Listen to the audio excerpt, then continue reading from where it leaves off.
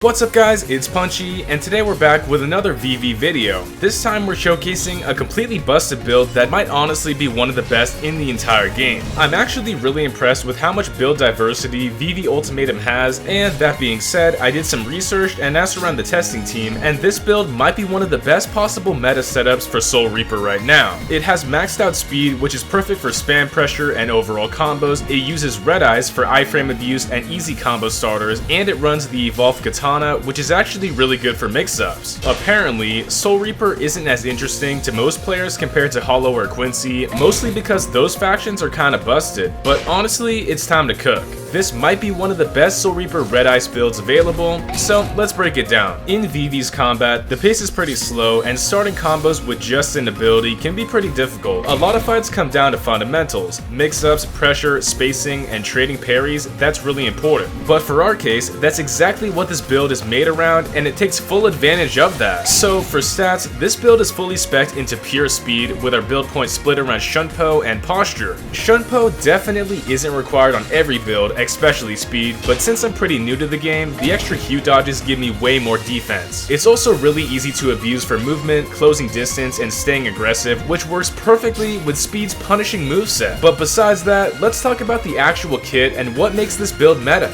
There's the full Shikai to cover, plus upgraded skills, which a ton of players haven't even messed with yet. So first, let's talk about Ice, because it's probably the only real usable Shikai that Soul Reapers have.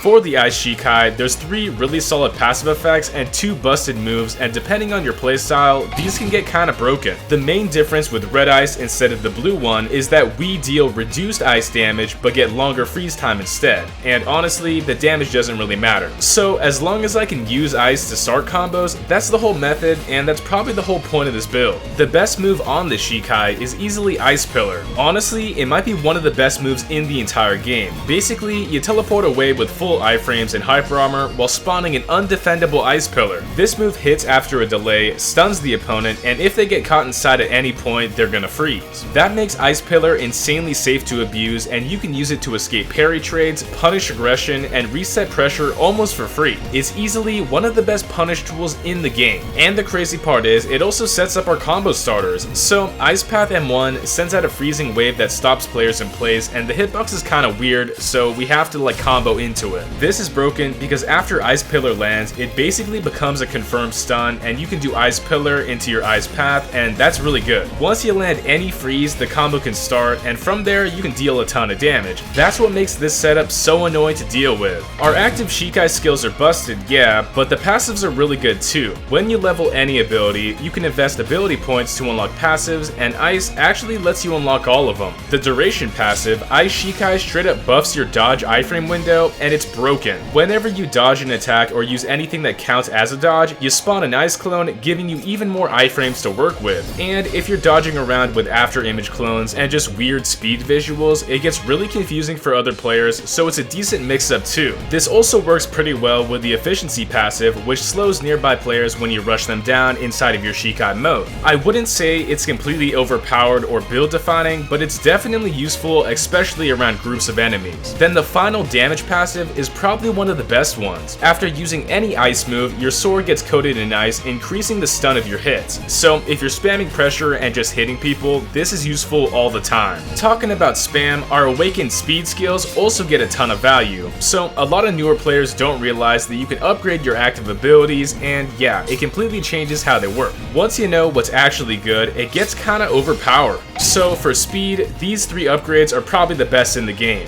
False Cutter's normal lunge is already great for sniping players from range, but the upgraded variant turns it into a hyper armor slash that's more about mid-range. That makes it perfect for dealing posture damage, hitting block, and forcing mix-ups, and it's one of the best options that Speed can use. You also want to pick up Compound with the follow-up Slam. The basic version is just a single hit, but the upgraded version slams players into the ground and lets us follow up with extra damage. That's where we can use upgraded Vortex Edge. The aim of this move is kinda weird, but it lets us slash downward and confirm extra damage on grounded players, especially when they recover. And all of this works perfectly with our Ice Shikai. I can mix up into Compound Slam, follow with Vortex Edge while they're on the ground, and if I get parried or punished, I can simply Ice Pillar and evade all of that while staying safe. Once you get used to the combat and start feeling confident with the build, this setup gets genuinely overpowered. Now the final piece of the puzzle that really brings everything together has to be the Shikai Katana and its critical. The M1s are pretty basic, nothing too crazy, but the crit is basically the best thing for mix-ups. After parrying, this unblockable multi-hit critical has to be defended twice since it has 2 hits and it's really annoying to deal with at mid-range. You can honestly throw this out whenever you like and it works about 80% of the time. So with speed spam, annoying mix-ups, busted ice defense, and all the extra stun, this is probably one of the best meta builds that Soul Reapers can use right now.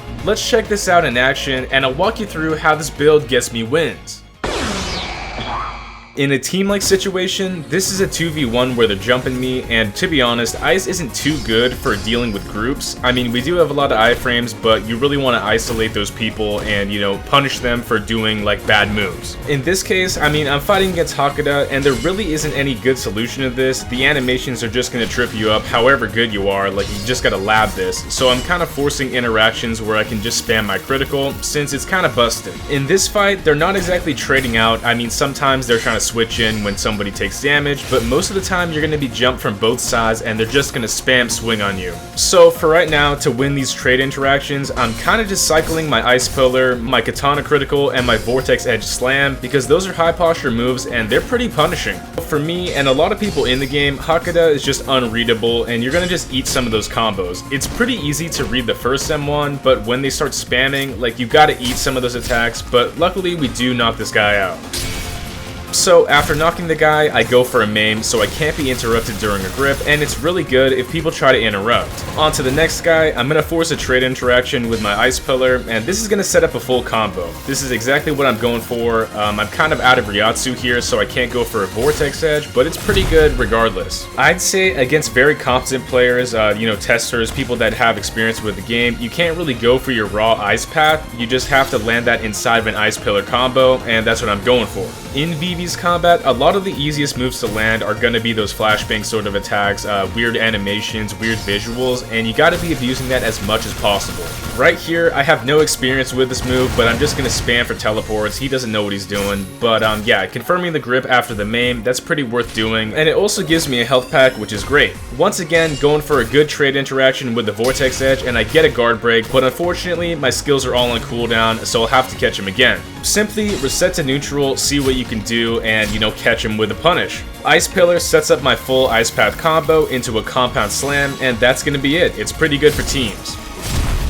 Once again, no surprise, we're fighting against Hakata, and this is brainless. It just is brainless, it's unreadable, and we have to make use of that critical. The multi-hit unblockable crit that just comes out twice after a parry, it just carries the entire ice build. Waiting for cooldowns and abusing that Ice Pillar, that's also really good, but again, you'll notice that it's very difficult to land the ice path. I don't know what's up with the hitbox, but combos, you know, they're not too important for this build. Supposedly, it's true, it's almost like a true combo outside of the Ice Pillar, but if there's any sort of lag or weird aiming, it's just gonna phase right through them. So against these fist guys, they're really up close, and we have that mid-range, especially with our M1s, so spamming against them, just spamming M1, it actually works pretty well. Although combos aren't really a big part of this build, catching people mid-animations with their rushdowns, with their teleports, that can be useful, and especially after punishing them with an Ice Pillar, that can set up some of our other things with our guard breaks, and it's really just fundamentals and dealing burst damage after a punish. At the end of the day, this Soul Reaper build is very competitively viable, and it's also really fun to use if you know what you're doing. So give it a shot and tell me what you think. Honestly, I might be making even more content on this game, but comment down below if you think I should. Thanks once again to all the supporters who motivate me daily and directly help out the channel, because it means a lot. If you want to join as a member for my channel, go down below, but besides that, my personal Discord and my UGC group are linked down below, so check them out. Thanks once again, and make sure to like and subscribe. It's punchin' time.